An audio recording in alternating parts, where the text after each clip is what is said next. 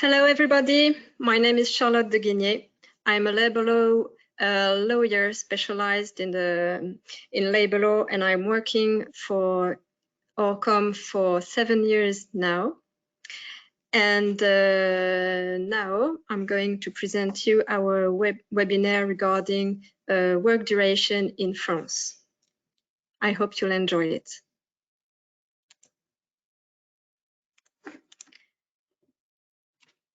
So to start with, I would like to make a quick presentation of our group. So Orcom is an accounting and advisory firm that was created in 1974. And we are made of 5 entities, which are Orcom, H3P, Actiforce, Stratorial, and Orva. Our firm is composed of 1,150 consultants, and we have 44 offices in France, and we are in 8 foreign countries. We have offices in China, in the United States, and in Great Britain. And here you have a map of our sector of activity. Here. And now I would like to start our webinar regarding work duration in France. Today, I would like to tell you about work duration in France, which is a very large topic. And we know here in Orcom that this subject can be quite difficult for our foreign clients to understand. And this is why the purpose of this webinar is to explain to you the major rules of work duration in France and give you some keys for you to understand how it works and succeed in managing work duration within your company. So let's start with a quick introduction. Current work duration is now what it is thanks to the 2 Aubry law, Aubry 1 and Aubry 2, which occurred in 1998 and 2000. And it fixed the basis of work duration regulation. And the most success of this law was to decrease the collective legal work duration to 35 hours per week. So I would like to remind you first the main rules of work duration. Maybe you know, but legal working time is now 35 hours per week. And this work duration works for any company, whatsoever their size. 35 hours per week is considered as a full-time work duration. And the consequence of this is that any hour exceeding this duration of 35 hours is considered as overtime.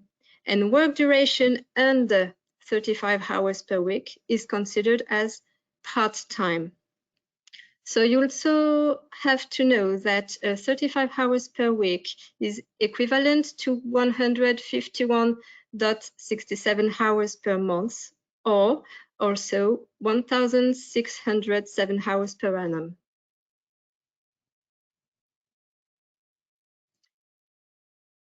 As I told you, any hours exceeding 35 hours per week is going to be considered as overtime. It's important to note that overtime is counted over the week. And unless your CBA or a company agreement provides otherwise, the week is considered to start on Monday at 0 a.m. and ends at 12 p.m. on Sunday.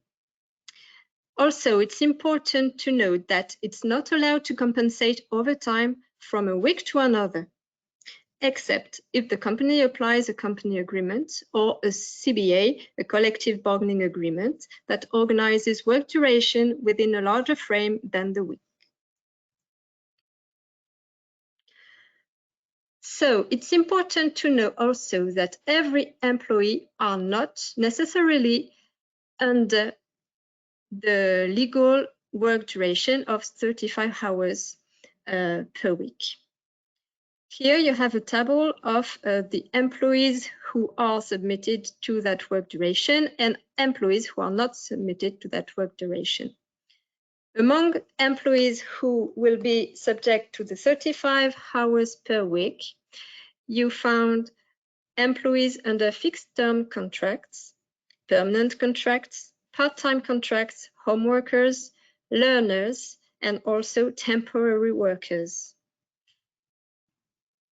On the opposite, some employees will never be submitted to that legal work duration, and it includes top executives, because top executives are employees who, by nature, are not supposed to be working under a work duration that can be determined because of their responsibility and their function. Also, employees working under day contract, which are, and we'll see that later in the webinar, lump sum work duration in days contract, are not submitted to legal work duration for the simple reason that their work duration is counted in days and not in hours. You also find traveling salesmen. Employees with specific statutes, like journalists or models, can also be excluded from that work duration.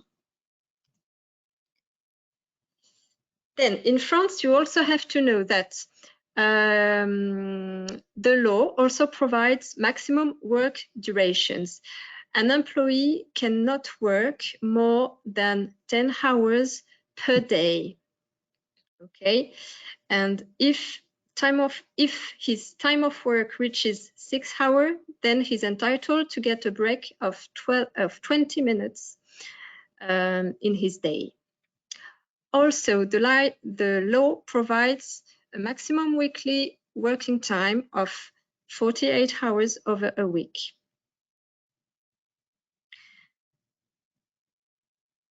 The penalty, if the company does not respect those maximum work duration, is a 750 euro fine per employees, which would not respect those maximum.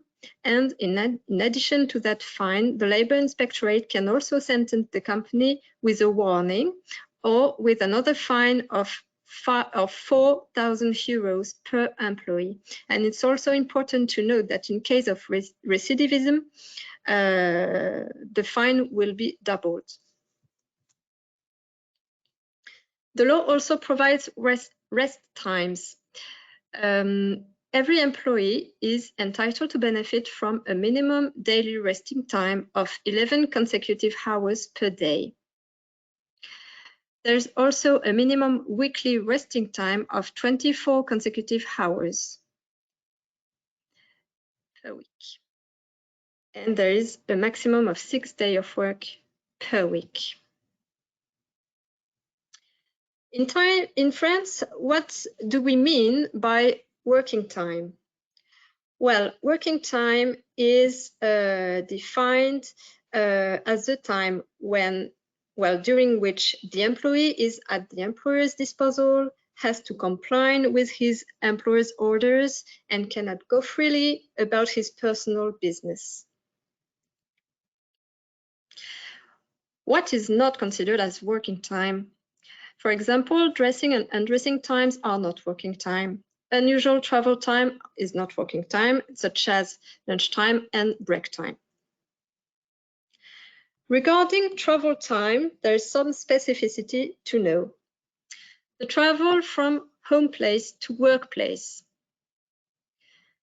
The law considers that these travels are not considered as effective work, but this travel time can be compensated.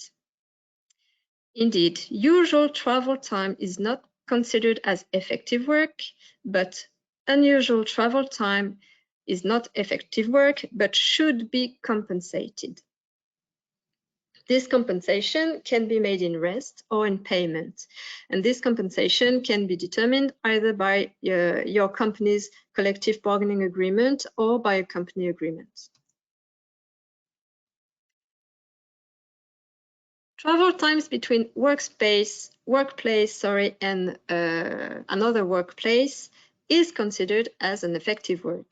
So this time has to be paid and compensated.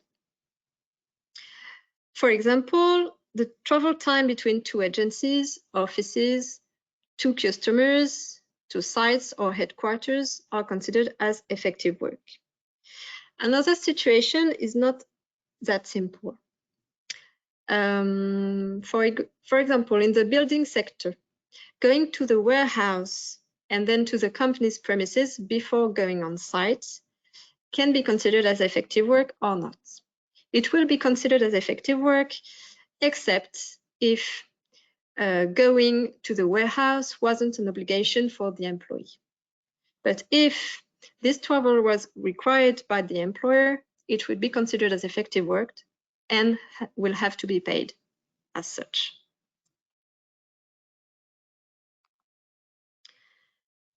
French Labour Code indicates a maximum limit for overtime, which is called annual overtime quota. But here, I think it will be much simpler to speak about quota. Annual overtime quota is set up by the company's collective bargaining agreement or by a collective agreement, so an agreement negotiated within the company.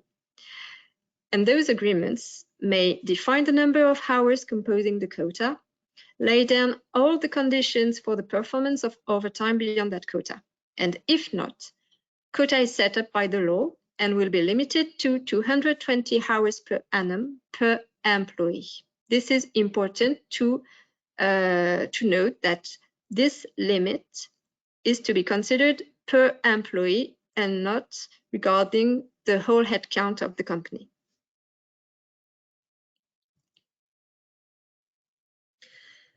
So, overtime implies compensation. So unless your collective bargaining agreement or your company agreement provides otherwise, it will be the French Labour Code rule that will apply. So what about compensation for overtime within the quota? I told you earlier that any hour above 35 hours per week will be considered as overtime. So, as a consequence, from the 36th to the 43rd hour per week, a compensation will be made in salary and a specific increase of 25% will have to be applied to the basic hourly rate salary of the employee. From the 44th hour, any additional overtime hour will have to be compensated in salary with a rate of 50%. It's important to know that company can sign a collective agreement in order to negotiate a compensation in rest instead of a compensation in payment. And you can also negotiate a reduction of the compensation rate. Be careful, this rate can never be negotiated under the limit of 10%.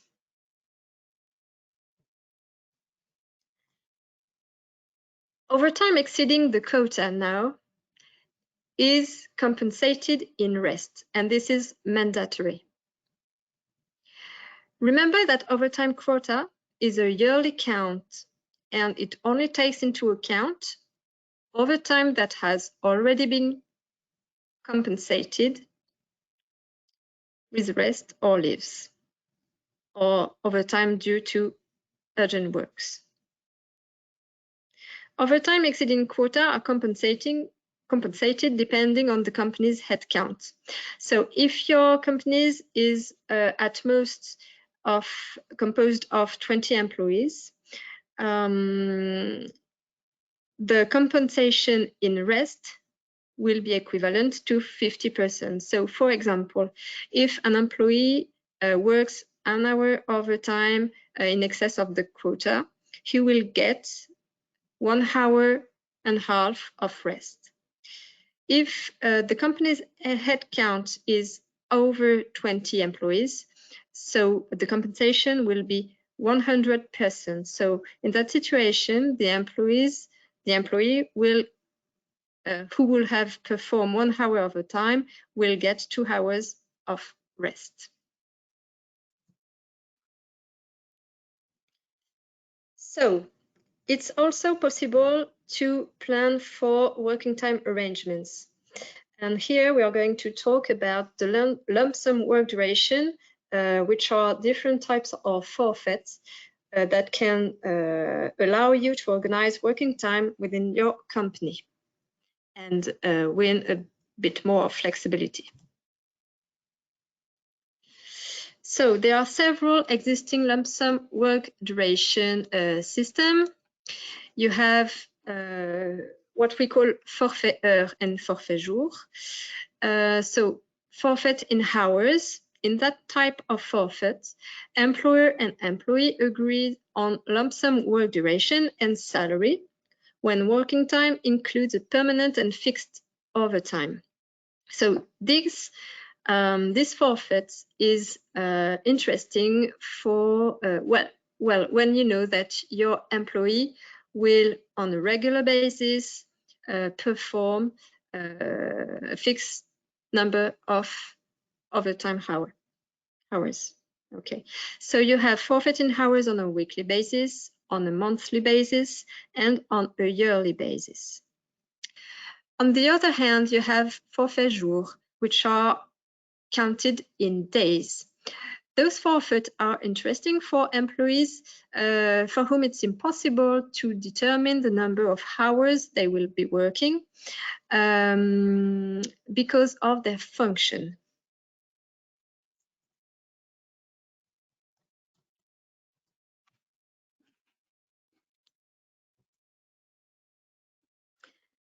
So, forfeit on a weekly or monthly basis.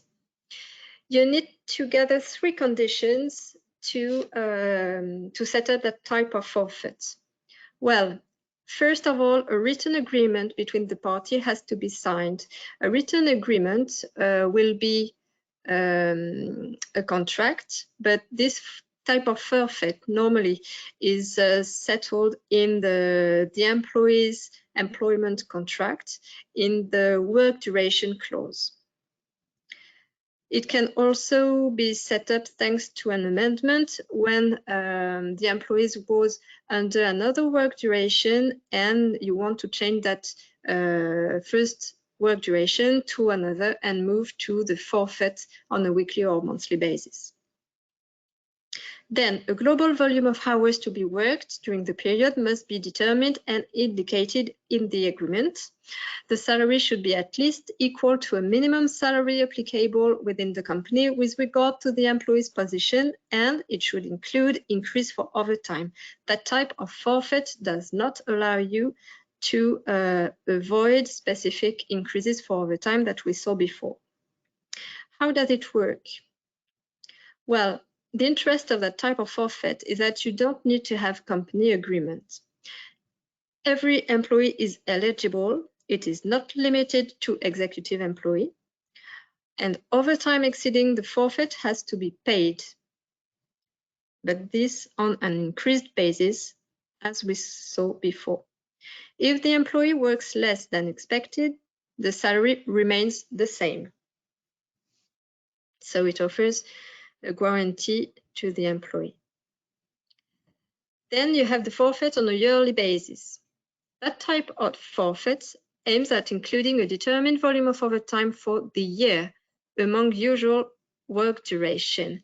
In that situation, it is mandatory that your company benefits from a collective bargaining agreement or a company agreement allowing that type of work duration. In addition to that, you also have to sign a written agreement with the employee. You can't impose the employee a work duration without his agreement. How does it work? That type of forfeit is only for executives who can't follow the company's work schedule but also for autonomous employees who are not executives. Here, I draw a table of differences of, between forfeiting hours on a weekly, monthly, and yearly basis, so that you can see what are good points and the inconveniences of those two systems.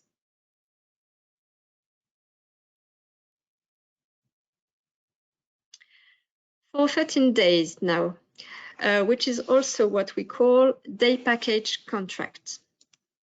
Well, day package contracts are only for some eligible employees. So not everybody can subscribe forfeiting days. That type of work duration can only be signed with executives who don't have a precise schedule of working hours because of the specificities of their job. For example, it's employees who have many responsibilities, who travels a lot, etc., or have to work sometimes more than the official collective times and cannot count exactly their times. That type of forfeit can also be set up for employees whose working time cannot be predetermined and who have real autonomy in the organization of their schedule for the exercise of the responsibilities entrusted to them. You have to be very careful with day package contracts.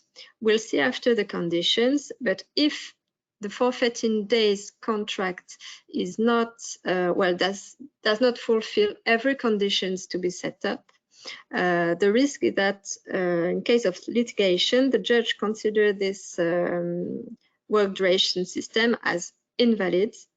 And in that situation, the employee falls under the legal work duration, which is, if you remind well, 35 hours per week. And in that situation, the employee will be allowed to claim for overtime compensation.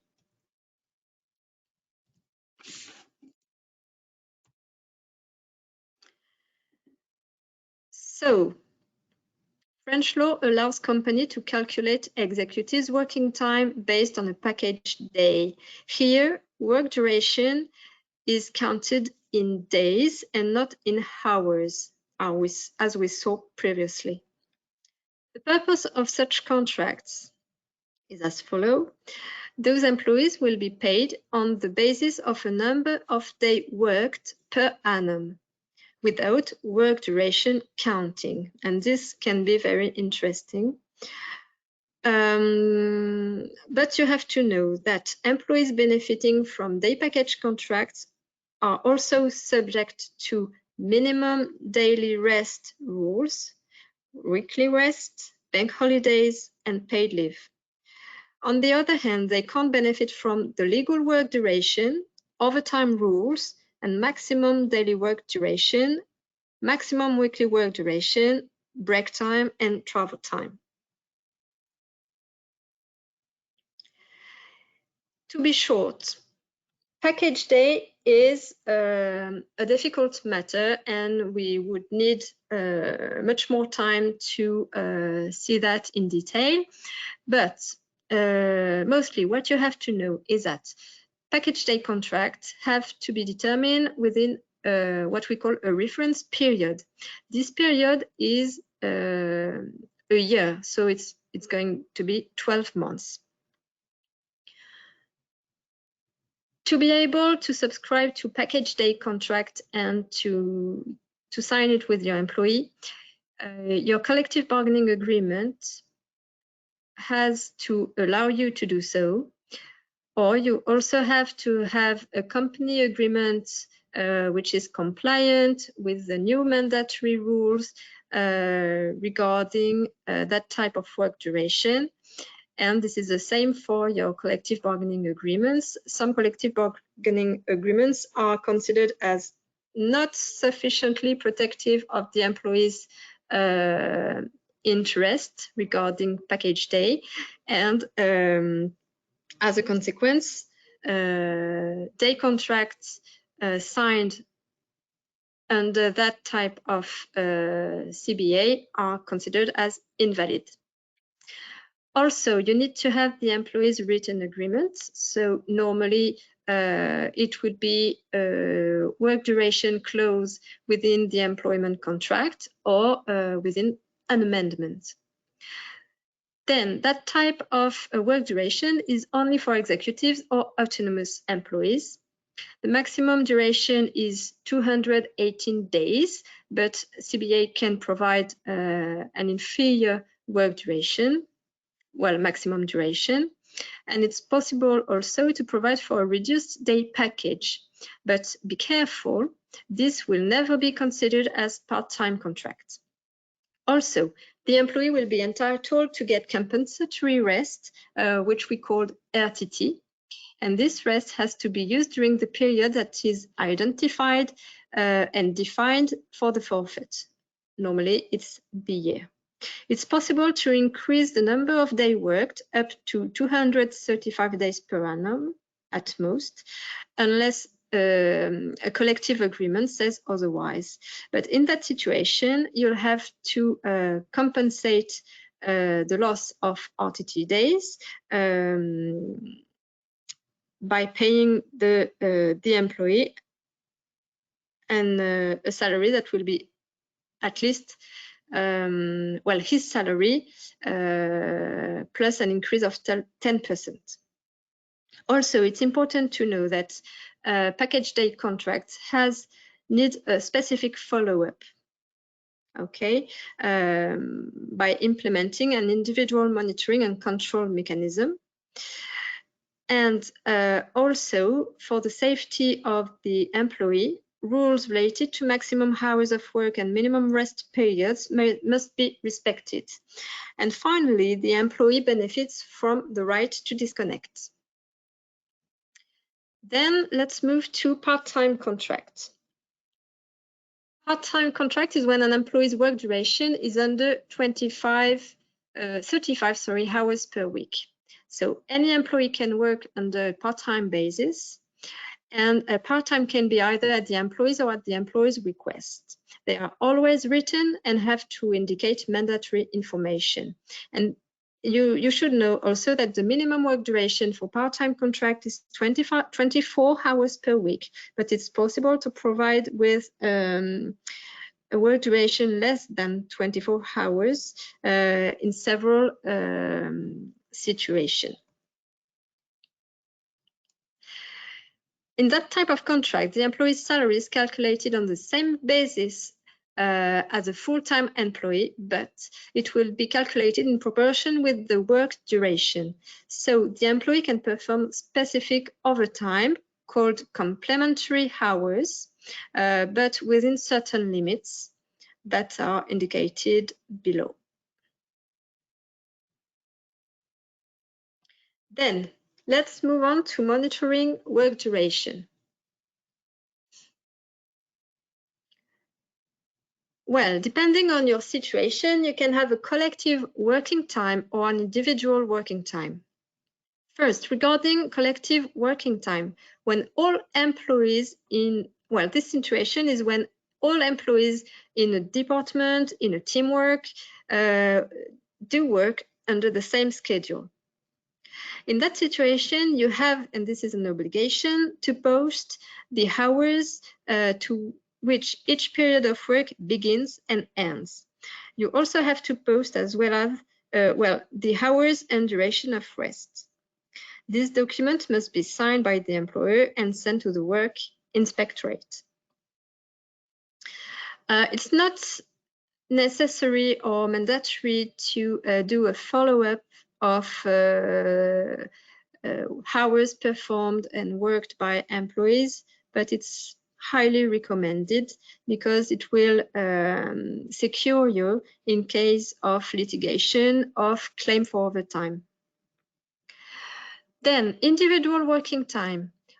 This concerns a situation when employees in a department or a team don't work on the same schedule. In that situation, you need to set up an individual count of working hours, and this has to be made by any means, on a daily and on a weekly basis.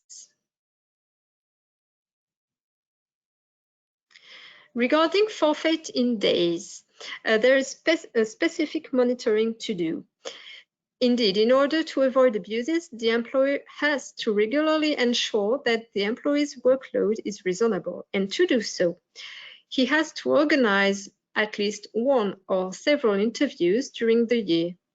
During this interview, the following topics must be discussed: workload, work organization, link between work and private life, and salary.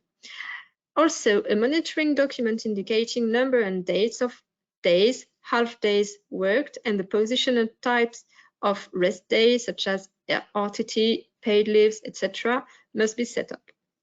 Also, the employees has the right to disconnect, and this right has to be abided by either by the employees himself, by the employer, and by the rest of the team.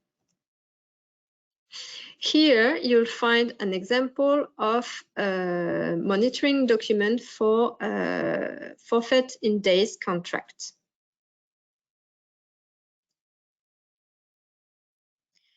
Then we'll finish this webinar by a very quick focus on mobility and work duration.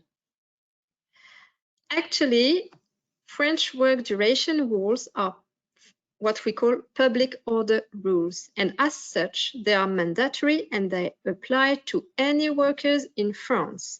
And this would include remote workers and seconded workers. And those rules will be rules related to work duration, for example, the 35 hours per week legal work duration, compensatory rests, bank holidays, paid leaves, young workers work duration, and night work. All those rules are mandatory, and when an employee works on the French territory, he is subject to those rules. Well, thank you very much. We now have finished with that webinar that was quite quick, and we had many subjects to talk about. I hope you enjoy it, and if you have any question, feel free to contact. Thank you very much. Bye-bye.